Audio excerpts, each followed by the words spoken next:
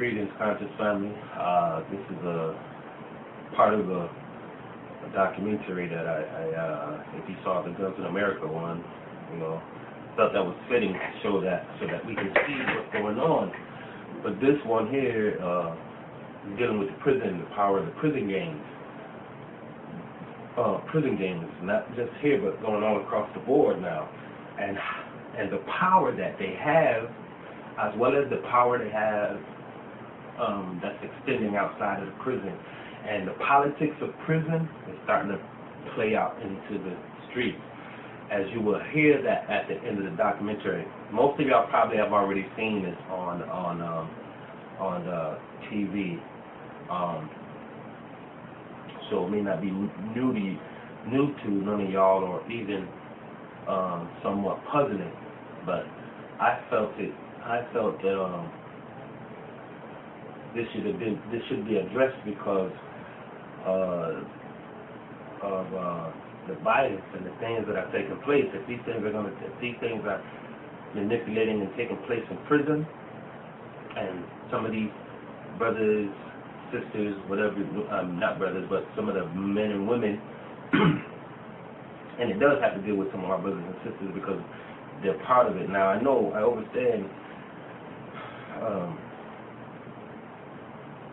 a lot of it though is just games. Really nothing. I mean, like the policy and the politicalness of it, it's basically insanity to me because you got whites against the blacks, Mexicans against blacks, but the whites don't like none of it. The whites don't like the Mexicans, the blacks, the Asians, none of that. And what's interesting is that one documentary on this, where it was saying that sometimes the whites may recruit the Mexicans to jump the blacks, but the blacks are just dealing with the blacks. The blacks ain't recruiting nobody to help jump whites. And the stupid thing is that a lot of this times will let you know that the Mexicans don't like us. There's a reason why they don't like us, because of the history that we have with them, And yet white people don't like Mexicans. Shit is crazy. And some Mexicans are damn near dark as us, but they don't like us. Some Mexicans know they come from the descendant or bloodline from us, but they don't like us. Shit is crazy. So anyway, like I said, I just want you to realize about some of the politics of the prison. And it does based on race. It is based on race in prisons. Maybe not so much in the county jails because it's more of on a county level. But on a little part of that, a while back when I was held captive against my will,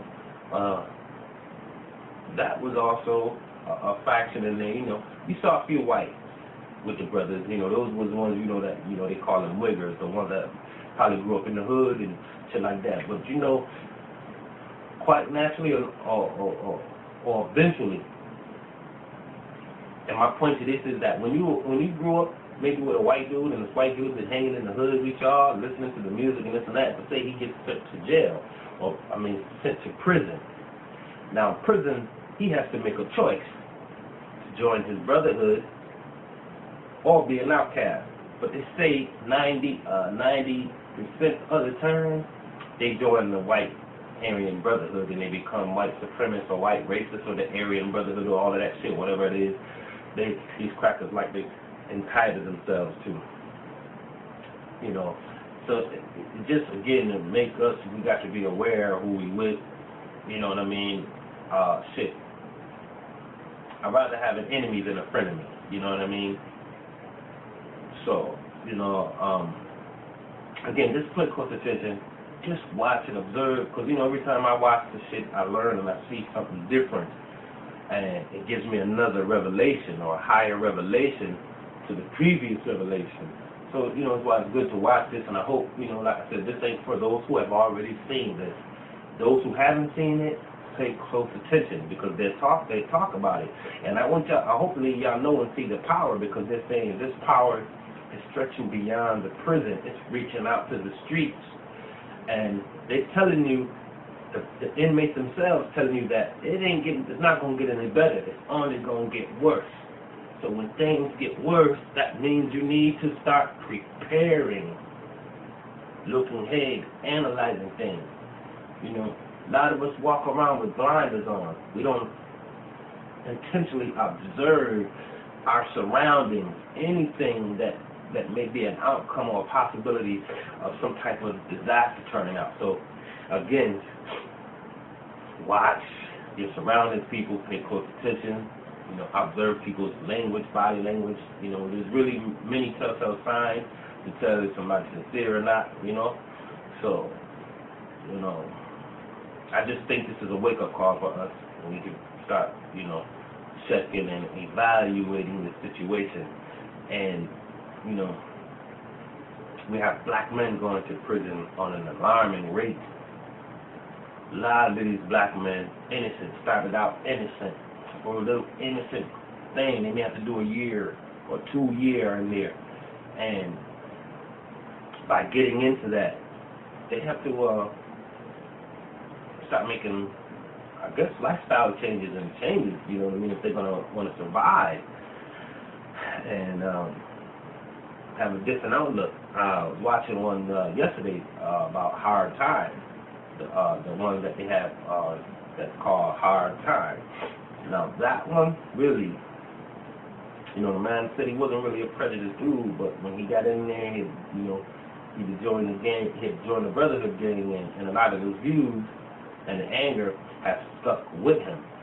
Now mind you, he said himself, he was not like this before, but I know a lot of us say, man, fuck that. Well, Cracker is always a racist. So, you know, it kind of proves his point. In a sense, but to the point that he says, you know, the shit has left prison out here with him. Because the thing is, he has a Mexican friend, so-called friend. But I'm going to remind y'all that a white boy, I don't know if y'all check the white power sites out, and y'all could probably give a damn, but it's always best to know your enemy and who you're going up for war against, you know what I mean? So some of y'all should check the white power sites out. I do go there and check and see how they're trying to immobilize and organize against us. White man, white boy, big stocky white boy. He said it just like this. He was like, how did he say it? Oh, he said, we learned how to adapt. Then he did like this. You know what I mean? Like a black person. So saying that they're infiltrating us by adapting the culture, not really adapting the culture, but, you know, mimicking and imitating us and pretending like they down. And actually it's a white supremacist. And y'all don't realize that that's how they send spies amongst us. That's how they send spies in. That's how they infiltrate, you know, the white people. Some of y'all who think, yo, the white boy is your homie and he down with you. Better watch the shit sometimes. Go to his home. Observe his home. That'll be a telltale sign to let you know if he's really adamant about it. Because if he got some black heroes up on his wall, like Malcolm, Martin, Marcus Garvey, he might be sincere. You get what I'm saying? But if you get to his home and he got all these white motherfuckers in there, he don't support you. Man, he just trying to keep your eyes blurred and shit. And then by the time you actually start to see, get a clear vision, he be on top of you, hanging and lynching your ass. So again, here it is with that. I'm gonna leave off with this, brothers and sisters. I hope y'all do check this out more than I hope y'all check this out more than some of the viewers, because man, this is a real shit, and I had to use the camera to film it off of the TV. You know what I mean? So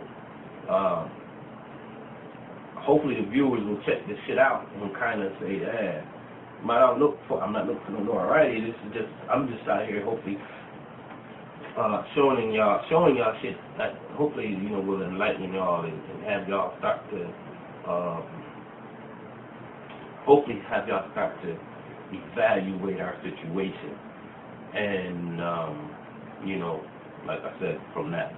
So with that, Going to start the documentary. I'm going to start the documentary, or this is going to blend into the documentary, and you know, just like I said, it's just really, really, really crazy to see the power that's going on. I mean, a lot of things because we have this could add in. We're so-called free out here in the world. But when you're dealing in that type of lifestyle, prison and this and that, man, it's a whole different world, and that world sometimes takes on a whole new meaning to them. And when that meaning to them takes hold to their heart and mind, and then they get released, what do you think you have out here? You know, all of a sudden you have these people who really, really despise you. You know, you'll see all the attacks on them. You know, you don't really see Syracuse, you see it. You know what I mean? A lot of times you just look at it as a white boy who likes to have a lot of tattoos, but we don't know. He might have served 10, 15 years and shit, killing blacks and shit. You know, now he released, he back out in the street with a hardened and more vindictive attitude towards us. So, like I said, with that, brothers and sisters, check out the documentary. Just ever be alert and mindful and pay attention to your surroundings and who are that are trying to get with you. Peace.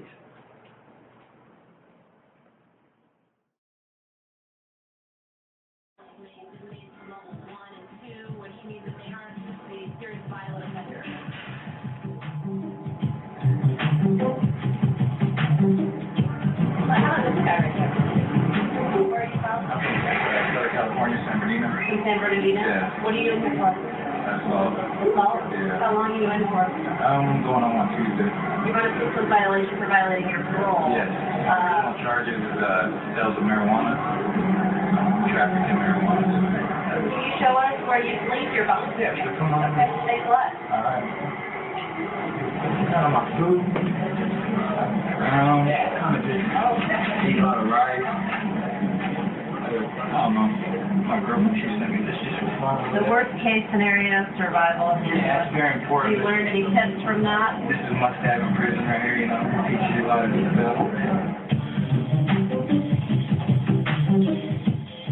You can see the dorm rules in the gym. Things like no banging on the doors, use your own phone time, exit that area when it's not in use. But there are also rules that prisoners have amongst themselves, and a lot of those rules fall along racial lines. There is self-segregating, you know, so you can see over here you have a table of black inmates, and right over here a table of white inmates, and the groups just don't mix. Can I sit here? Okay, thanks a lot. How many times have you been in? This is my first time. Okay. I've been in county jail, so in and out, in and out, in and out. This is my first prison term. Your first prison term, how's it been? It's not like people make it out to be. It's really not all that bad. It's calm. It's cool. I mean, it ain't something I really want to come back to. Yeah. Because, you know, it can get bad. You know, it just takes 1 minute, everything can be like this, and next minute it can just pop off. Say, like, he were to get into a fight, it's mandatory that I go over there and I get in it. If I don't, my people will get me in the corner after it's all done. It's like if one jumps, you all jump. And it's how it is. It sucks, but that's the way it is. And your people meaning what? Right, exactly. So you gotta help your... And you have no choice in the matter. And that's the way the politics are. So there's no way that you guys would head on over to that other table and mix with the... No, that you can get... African-American inmates. No, you can get stabbed for that. Honestly. You can. That's like going... By them and by your own people? By our own people. Their people are different than ours. Like, I don't know, it's hard to say because, let's just say, for instance, you know, I come here, I'm new, you know, one of them says, hey, you want, you know, hands me a soup or whatever. You know what I mean? For me accepting, like, open food, like, off the tray, oh yeah, I get back here, I'll get beat up by my own people. So we were just over there talking to those white guys, talking about the racial rules that go on here. Can you guys tell us a little bit about that? You don't know anything about the rules? We got our own. Yeah, you guys... Program called Black Information. Right. There's a fight. Riot break up. Yeah, everybody. So in a fight that breaks out between you and the Mexicans, you guys have to get yourselves involved. You have to defend your group. Yes? Yeah. Politics is what we call prison politics. Prison politics are the rules set by inmates that dictate how they live and fight with other groups. Politics are so powerful in prison that the California Department of Corrections has to take race, ethnicity, and geographic origin into account when housing inmates. Right here, you have a board of all the inmates who are housed in this facility, and they color code it. So you have red for Mexicans, black, white for white, and these are their housing numbers. So, for example, in this cell area, group 222, you're going to have 2 Mexicans here. And you can see how they segregated across racial lines for security purposes because there's so much racial tension. You'll see the blacks are housed together, the Mexicans, the others that could be Asian or Native American. And this is it.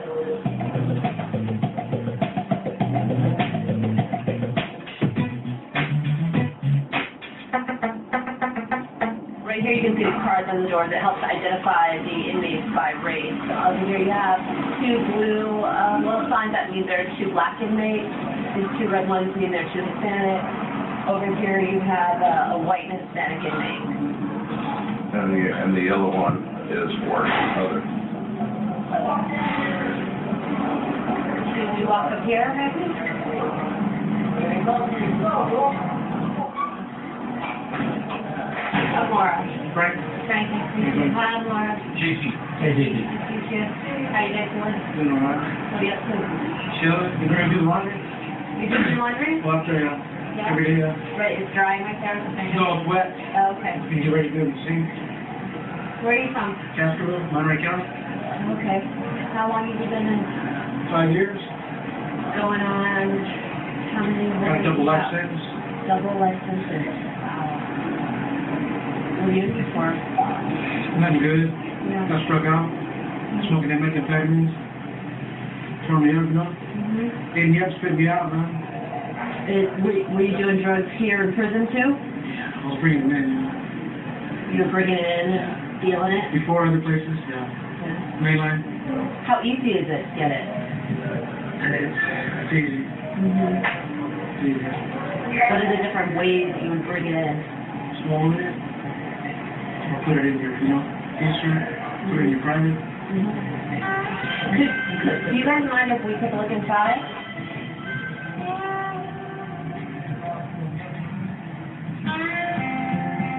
So this is what it's like inside a cell. This cell is 6.5 by 12 feet. You have 2 inmates here. These are their bunks. The toilet right here, and because the space is so tight, it's very organized on this thing.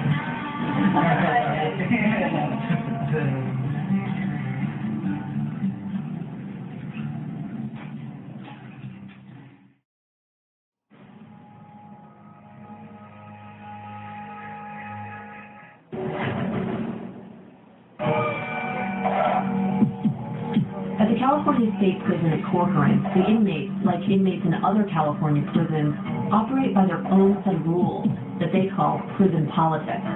And the politics can get violent. Corcoran averages 2 assaults per day. What crimes are most common? Batteries, assaults, stabbing. This is a razor. They call it a tomahawk. They attach 2 razors at the end of the handle right there, and that really does a lot of damage. Where is it? Odds that any given moment there's like a weapon out on the yard. About 90% chance. And when they're out there on the yard, don't know where that weapon is in case something goes down. They'll go out there and get it and take care of what they need to take care of. All the yards right now, I bet you could have weapons on them. And if something goes down, then they'll get it and do what they got to do.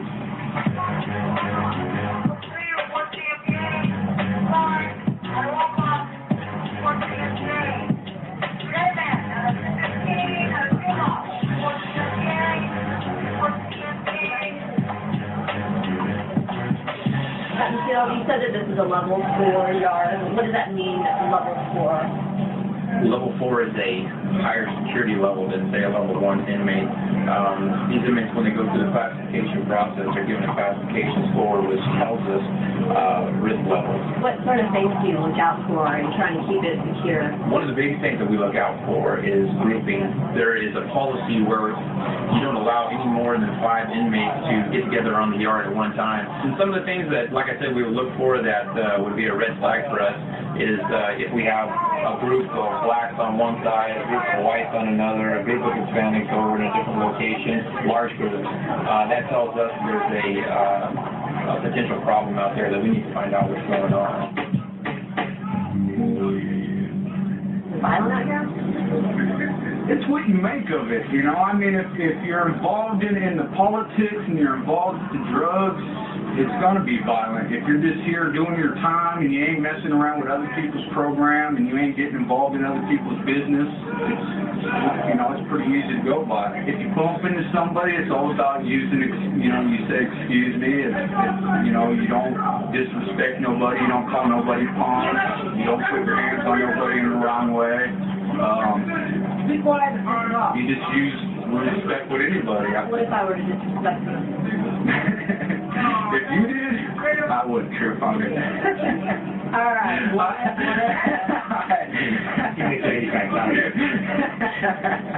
I mean, that's the real life.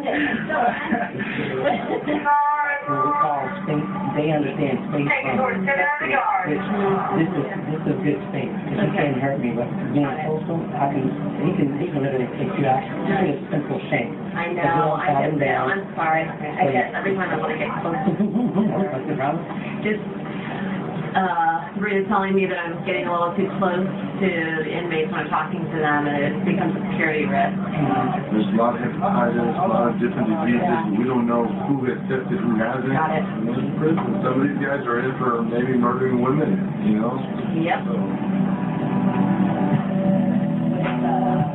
The reason we were allowed to wander in the prison yard, full of inmates convicted of violent crimes, was up on top of the walls around us. Do we walk towards us? There you can see the officer in the guard tower, and she is just keeping watch on these yards and making sure that nothing breaks out. Before we came out here, Sabrina made sure that we adhered to a dress code, that we weren't allowed to wear denim or gray or anything that kind of matches the denim color, and that's so that we don't look like the inmates. You don't want to look like an inmate because if violence breaks out, the guards in the towers are authorized to shoot, and what they'll aim for is anyone standing dressed like a prisoner. Can we walk towards that color? Yeah, let's go. Let's go. Where they go? Look it up and walk. Hey, Mitch, watch. Well, there are a couple of guys out there in the yard, and anytime we get too close, they immediately get up and walk away, so they obviously don't want to be interviewed. They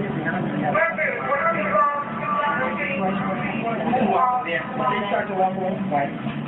They start to walk away. They definitely did. All right. What's your name?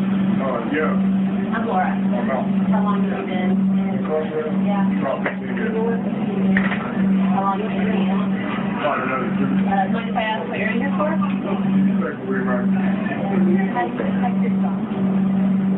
don't stay yourself. Mind your business. So politics are dangerous? Anything can be dangerous.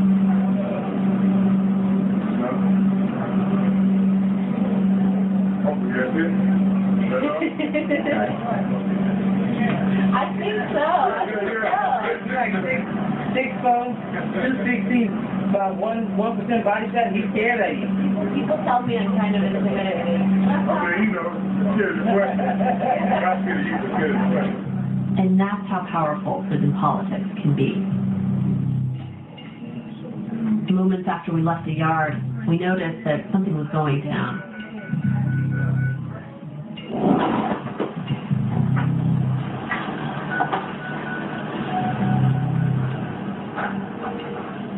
See, they're just all lying down on the ground, and that's what they're supposed to do when there's an alarm.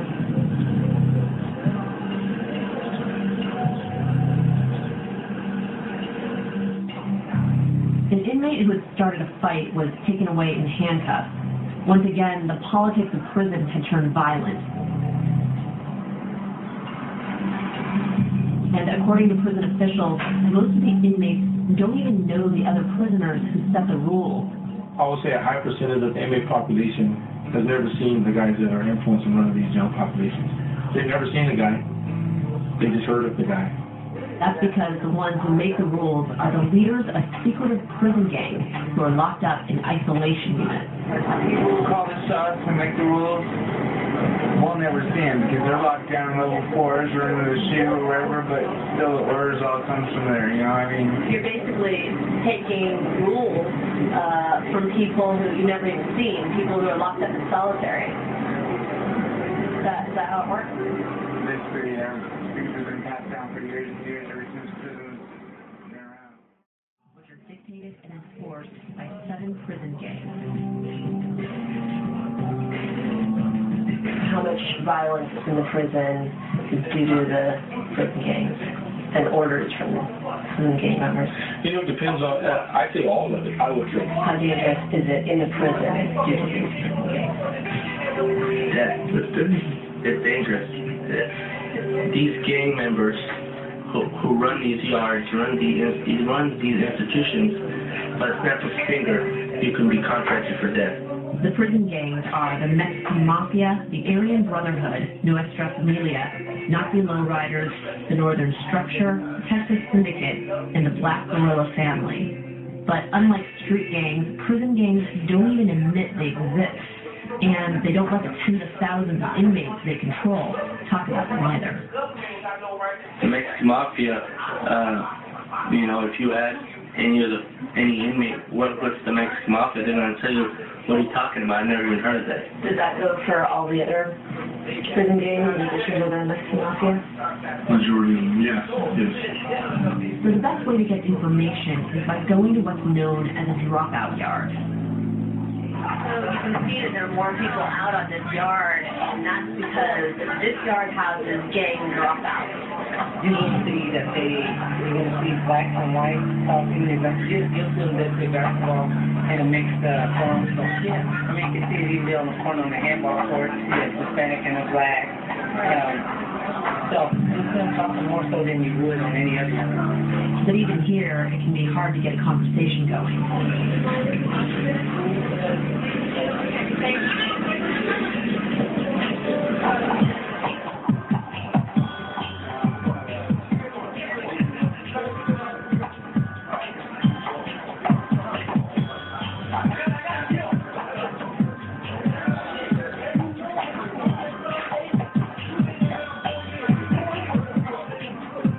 Chase anyone around the yard, huh?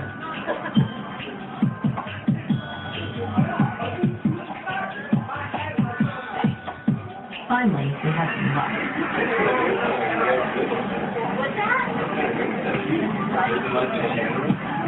Where are you from? San Jose. Any gang affiliation? Gang affiliation used to be pretty heavy. The gang affiliation here, there's none, as you know. This particular yard here is for people who want to change for the better. There's nothing but deceit, deception, and gang affiliation. Who did you used to affiliate with? DNF, Nuestra Familia. 2-star general. We first got affiliated with DNF in 1984 in Old Folsom. We did a lot of groundwork for them, a lot of soldiering for them. It's all in vain. I came with 2-star general and got within base shoot for 9.5 years. What was the appeal back then? What was the appeal? To conquer and run every drug trade, including prostitution in prison. Because as you know, there's species here. So the struggle to organize not only the struggle inside here, but also outside. Have your foot soldiers going collecting extortion, prostitution, robbery, any means to come up with money. One way to come up with money is to sell drugs, and any drug that's available on the street can also be found in prison. And over here we have All the drugs have been confiscated. marijuana, methamphetamines, cocaine, heroin, tar heroin. So how do they get this stuff in? Visitors, that's the number one source of getting the drugs into the institutions through visiting. The visitors will secrete it on their person or in their person, and when they come into the visiting room, just take it out, hand it off, and they will either swallow it or keister it to bring it back to the yard. That's why it's in balloons. Right here you can see the photos. Most of them are women, and that's because they're people who visited inmates here, and they were busted because they were bringing in some sort of contraband. Somebody was busted for bringing in heroin, meth, heroin, marijuana, meth, it just goes on and on. And as a result, all these people also ended up in prison.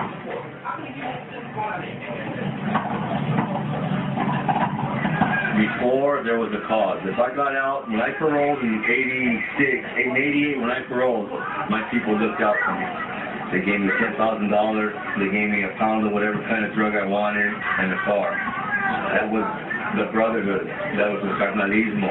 You know, that was then. Now, I'm going to do my best to try to talk you out of your address so I can go and visit your wife while you're still in here. That's the cause now. Worthless. What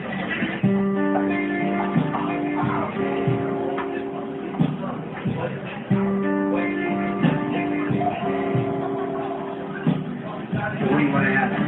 So where are you from, Marie? I'm from Northville, California. Riverside. How long have you been here? 7 years. At Flushing? I've been in Portland in the shoe for 3 years when I took that on. When did you come out here? A month ago. You were in solitary. For 7 years. 7 years. What was it like to be? Pretty bad. What got you into solitary?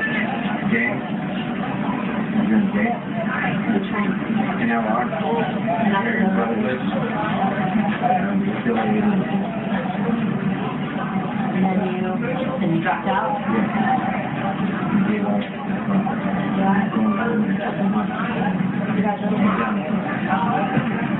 What was it like being in it?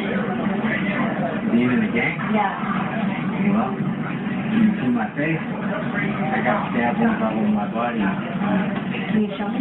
Yeah. Right there? Wow. Did that all happen in here in prison? Yeah. So you're a gang of personnel for your own gang or for your own gang? Both.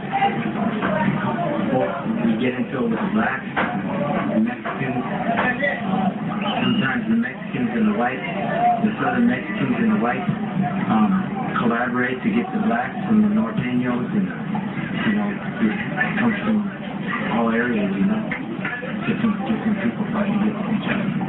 What do you have to do to rise in the ranks? Well, you gotta make a name for yourself. I mean, I stab people just like people stab me, so I deserve what I got. Fortunately, I never killed nobody. That's on my conscience too, I feel bad about that. I'm 37 years old now, and I'm done with all this. It's also a big decision to come here because now, are you threatened by dropping out? Yeah. I'm wanted by everybody.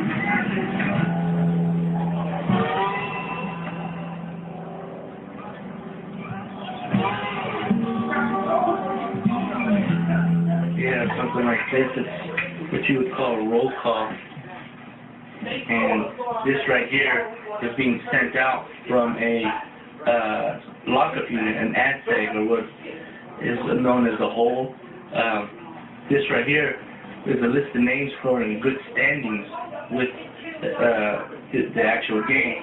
This right here is a list of white inmates.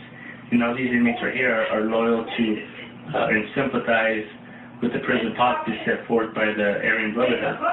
Yeah. They'll start with the pen filling, and when it's real fine, then they will use the pen and write small letters. All my racial love and respect. Well, that's a white inmate right now.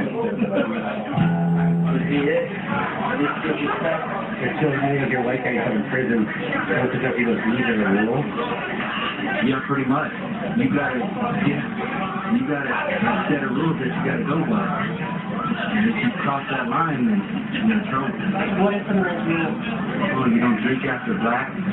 You don't, you can't even sit and eat with them. This yard is different though. It's like people are intermixing. Yeah. There's no colors out here. Will you sit with the black guy now? Yeah. No problem. I'm down there. I look at a guy on how he treats me, and if he acts like a man, then I got no problem. I don't care what somebody is. I'm not into it.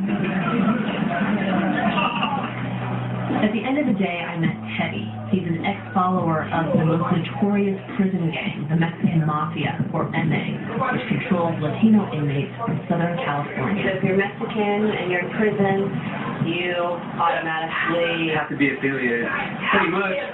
So how violent is it out on the other side, on the other yard?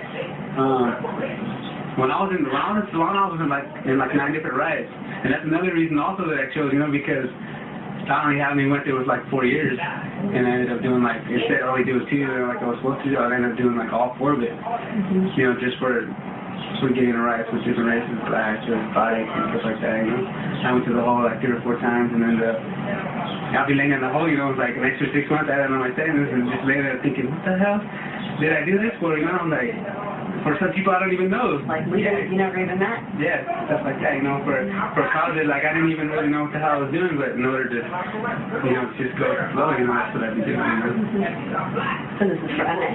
For MA, yeah. Like I remember one time I was asked to remove this guy from the yard because there was a riot on the yard, and he didn't involve himself in it. He wasn't there to back up the homeless and stuff, so they came to me and they were like, hey Ted, you know what, can you handle this, and don't trip, the homie's going to be much appreciated, and he's going to look out for you, and it's like, all right, you know what, I got to do what I got to do, right, so I'll just go do it, maybe. So I went to the yard, and I beat his ass, and I took him to the hole, and he got into the whooping in there and stuff like that, and that was like his punishment. Who's in control? Oh, they're in control. It's a kiss. Because, it's like action's faster than reaction. We can only react to what they do. Dropouts are segregated from the rest of the inmates for their own protection, but prison gangs are so powerful because they also have influence on the street. You in danger because you dropped out? I don't know, yeah.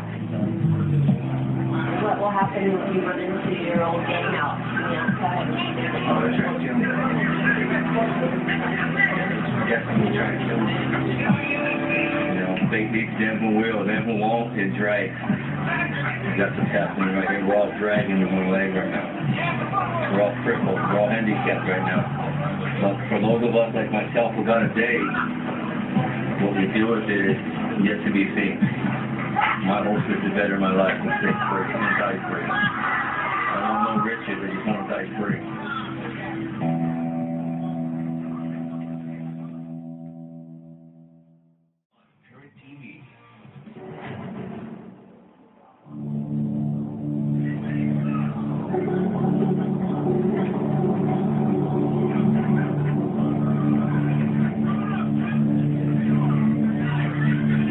What percentage of the crimes occur because of gangs? Well, 95%. Most everybody in here is part of the gang. Not everybody, but most. That's how you survive. And of course, they prey on the weak. And if you don't belong to a faction or a gang, then you're going to get tipped on. So it'd be in their best interest too. What group is the most powerful? Can I say? This institution is ran by Mexican Mafia. So they have a lot of power in here. Of course, they side with the Aryan Brotherhood. We have some of those over here also. Pelican Bay and Tehachapi house all the prison gang members. The street gangs are ran by the fellas in the back, the prison gang members. Guys in the back with lightweight referring to people locked in solitary confinement in the shoe? Yeah. I just don't want them to get into the rules. Let's get rid of that. They can see it, fellas. I know, that's why. All right. These people are over here, you can see that these guys are locked up in cages. That's because this is what's known as the SHU, Security Housing Unit. This is for the most violent of offenders. People don't get stuck into these isolation units because of what they do out on the street. They get stuck in here because of violent acts that they've committed inside prison. It's amazing because we've been hearing about the power structure that goes on in the prison. People will be answering orders that come from the top. And the top means here, these guys are totally locked up in isolation. The Mexican Mafia, Nuestra Familia, the Texas Syndicate, Aryan Brotherhood, Nazi Lowriders, Black Guerrilla Family. These are the prison gangs that control what happens to the prison and the prison community, and this is where the leaders are in these cages. California has 33 prisons, but only 3 SHUs to isolate prison gang leaders once they've been identified. You have to wonder, how can these people hold so much power when they're locked up into these isolation units? And what we've heard, what we've been told, is that there are ways to do everything. You can text messages, they have telephone calls with family members, they get to meet with family members, and those messages that they send get trickled down into the larger prison community and even onto the streets.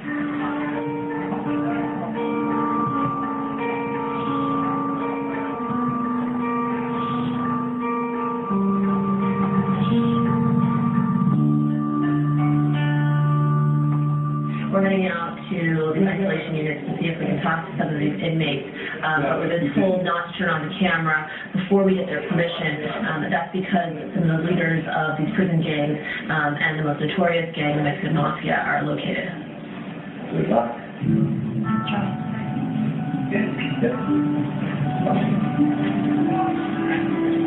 Guards with rifles in watchtowers looked over as we walked out onto the isolation yard.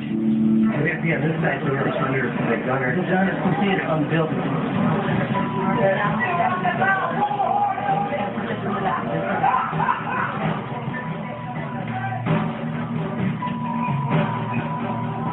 I started talking with 2 inmates who said they were in the SHU because they've been slandered, falsely accused of being in Nuestra Familia, the prison gang that controls Latino inmates from Northern California.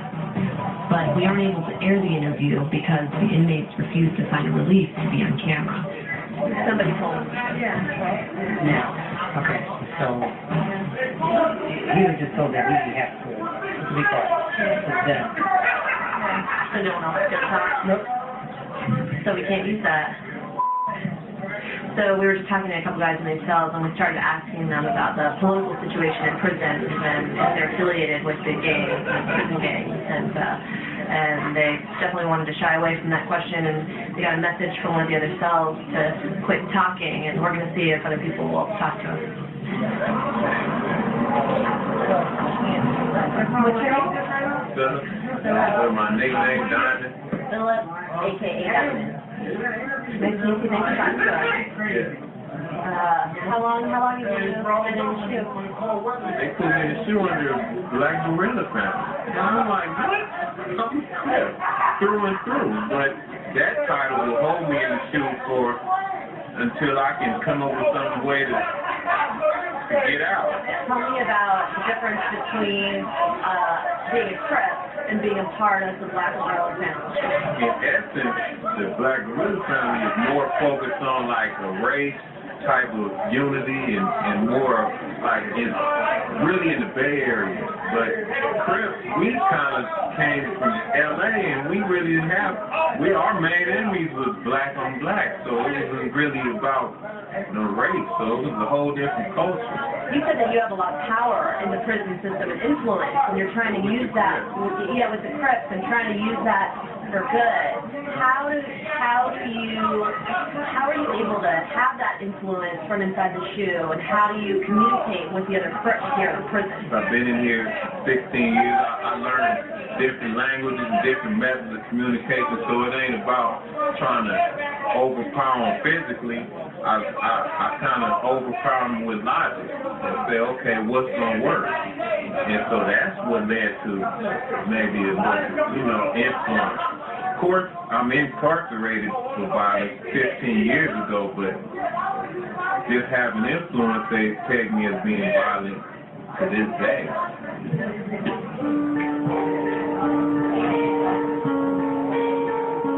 So this is the inside of one of these modules, and these guys are allowed to come out here for about 10 hours a week, 10 hours every 7 days. What's it like here in the winter? Would you still come out, even when it's that cold? Again, we couldn't use the audio from this conversation because the inmates wouldn't give their permission. We work for a show called Current. Can I talk to you guys over there? Over by your cell right there? The light, what is it like? It's pretty different here than on the main yard where we were yesterday.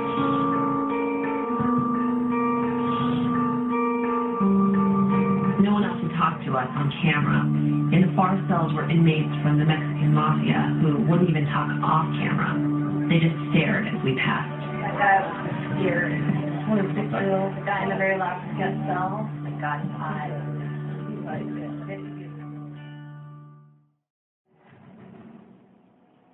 we're heading into the security housing unit, also known as the SHU. This is where the most violent offenders, as well as the known prison gang leaders, are locked up. These doors will never remain open. You got the other 3 doors in this section, and open at the same time.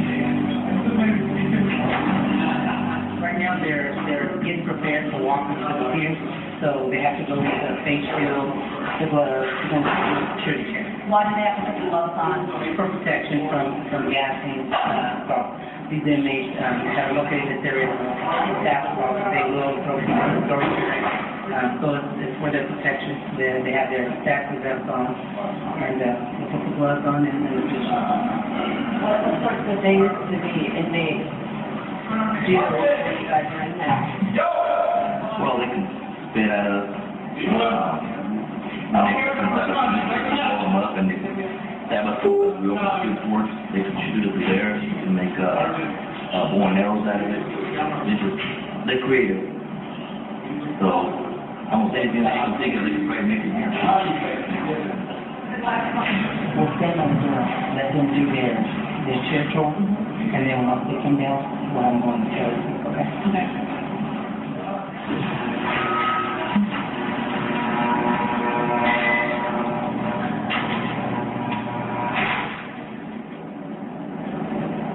We were only allowed to enter because most inmates from this section were out in isolation units on the yard for a couple of hours.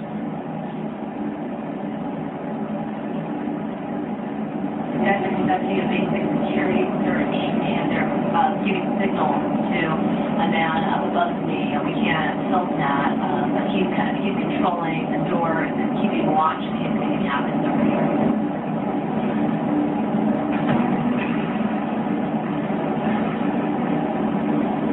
We have to do this very quickly, but we're going to go into one of the cells just to see what it's like, and we're going to go in and out.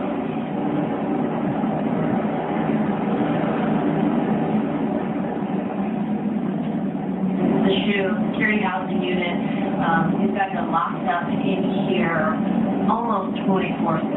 They only leave for about 10 hours every week. As you can see, the furniture is just all concrete. These are their beds. To itself, and there's not much more, just there's a TV that they have, and obviously they get some sort of entertainment from their posters.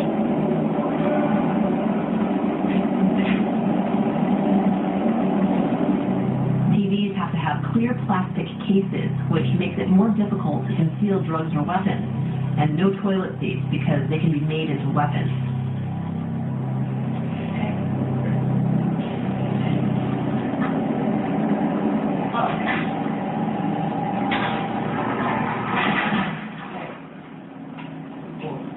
We've been hearing that this whole system, the prison system, is based on fear, and the fear of these men in these cages right here. These are the guys who are in control. Even though they're locked in these cells, they still have a lot of power, and you can even feel it when you walk past past their cells and you look into their eyes, you can kind of get a sense of the power that they actually hold. How do you control this? There's no control. They control. We just try to do what we can do to manage, try to deter some of the drugs coming in or stop some of the violence when we get the information prior to. And that's what we can do. Try.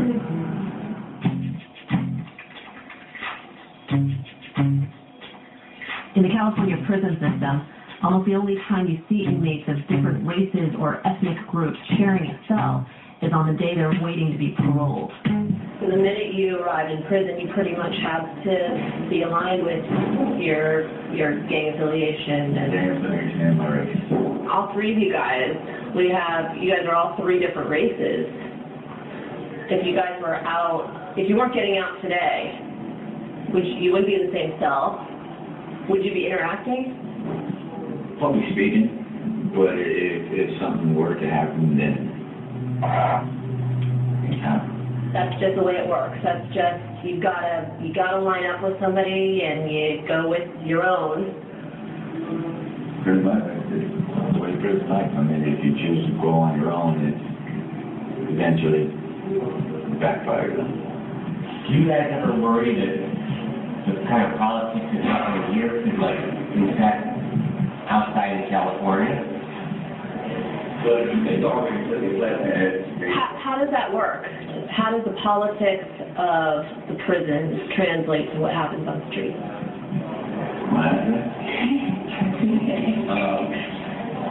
A lot of the politics as far as race is concerned, unfortunately, transfers to the streets.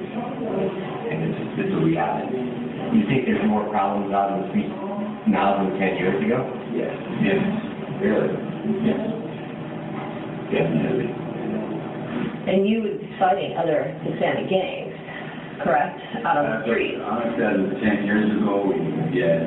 Nowadays, no. Nowadays it has gotten very tough. So now you'd be fighting black gangs. Yeah. So there's less violence on the street towards your own group than it is towards other groups. That doesn't sound so good for California. No. It doesn't sound good for American period.